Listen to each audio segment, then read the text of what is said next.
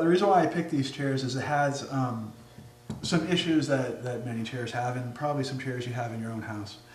First of all, these are called stretchers, and it has 4 splayed legs.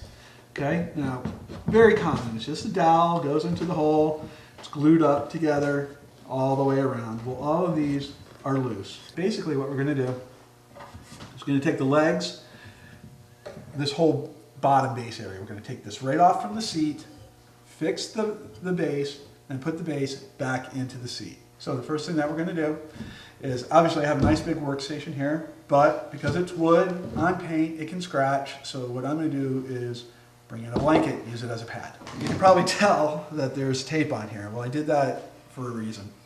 As you take it apart, you're going to forget what goes where. Okay? The front legs are shaped differently than the back legs. The way that they shape these ends for the holes, they're all a little bit different. You just want to be able to put everything back in the same place. You can see that this is already exposed. I've already loosened this up a little bit. So that's all we're going to do. Rubber mallet. Okay? Yes, easily. So we're going to take this out. Now, we have everything marked. We know where everything goes. And we can just start by taking it apart. Easy there. Sometimes there'll be nails in here. Maybe they came loose at one point. You got to check for that, because if you don't know that there's a nail there, you start knocking it apart, you're going to get a split in the wood, and then you have a greater repair. So what I'm going to do is I'm going to go ahead and take this all apart, and then we'll put it back together. Okay, so I've already knocked these apart. I found 2 of them, which are nice and tight. I'm not going to mess with them. On the ends, you want to check for old glue. Okay, if you have a buildup of it, I think it's best to remove it. I recommend doing that because the more clean and exposed wood that you have, the better the bond's going to be for the chair.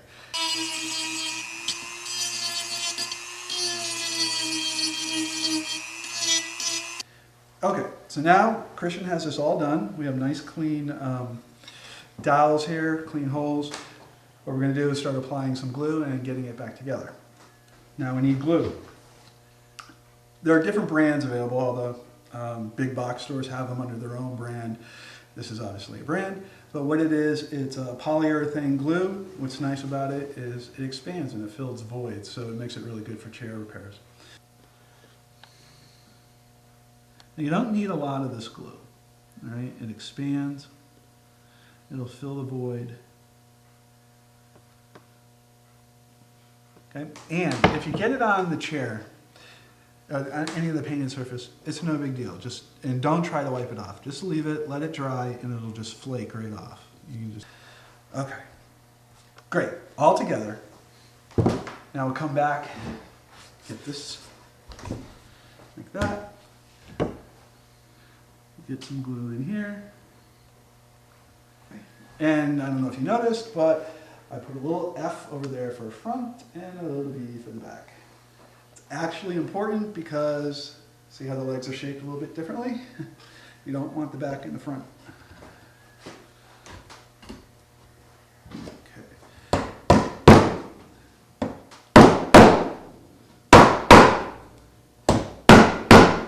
Nice. Okay, now that we're going to have it on its feet, I got rid of the blanket, so as we clamp this, it won't catch on there. Pipe or bar clamps don't work really well. One, you have a rounded surface, you got to keep it from slipping, you don't want to mar it up. Not easy to do. So the simple solution, is just a tourniquet clamping system. What you do is just get some household rope, okay, clothesline, cotton. Don't get anything with nylon in it. It has to be all cotton, okay? And you can see on one end here I have a loop. Okay, there it is looped around through the hole. There. Okay, so now you have an end. It's really a neat trick. Okay, and then take the loose end of the rope, bring it in through the hole. Now this is the part that makes it really cool. I know you're not going to believe it, but watch. Pull this, I'm going to loosen it just a little bit. And you don't have to do this so it's real tight. Just enough so it's not going to slide around. I'm going to take this, make a loop, bring it around and through the hole.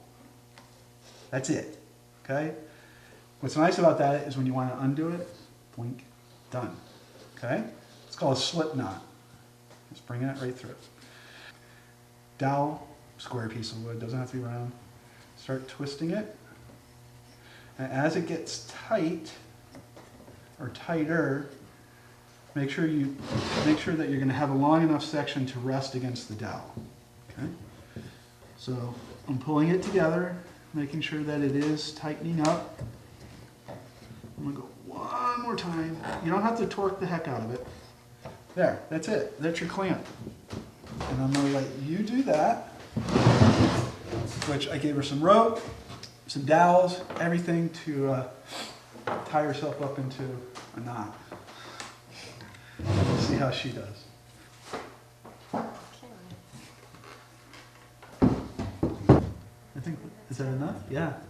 Okay, so as you spin that and it gets tight, on that last turn, the pressure of it will just go right against the stretcher and keep it from loosening. So she just has one more to do. We'll let her do that. And I'm going to show you a chair that's already done.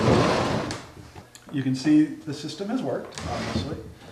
Just going to loosen this up, take the dowel out, pull that nice little slip knot, clamp comes right off, and that's it. I'm done. All right. So now we're down to the last two steps. A little glue there, comes up around the bottom of the chair.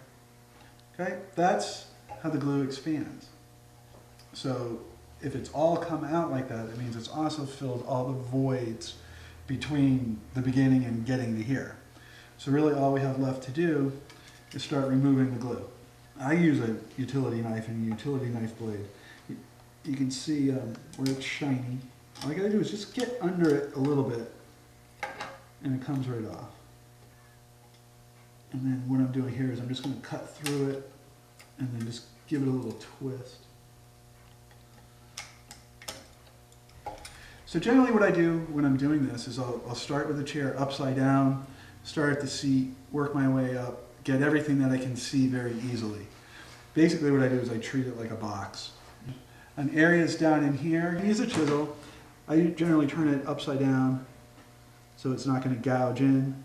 Just get enough of it that it's under the chisel blade, push, and just twist. Okay, so this still needs to be chipped, but I do have a finished chair that I've already done that to, and I'll show you the final step of just touching up the areas that I worked on, and we're done. I'm going to just take the paint and stick it in there like that. And then rub it with my finger, because I don't want it to look like it's just been applied. You don't have to use your finger, you can use a little rag. You can use a little rag, get it in there. So again, a little bit of paint. I can't see it, so I hope you can. And then just to keep it from looking too new, just kind of dab it like that. Because this has two layers of paint on it. There's red and then black. We're just hitting it with the black. So we got 3 chairs prepared with the tourniquet style clamp. Very easy to use at home.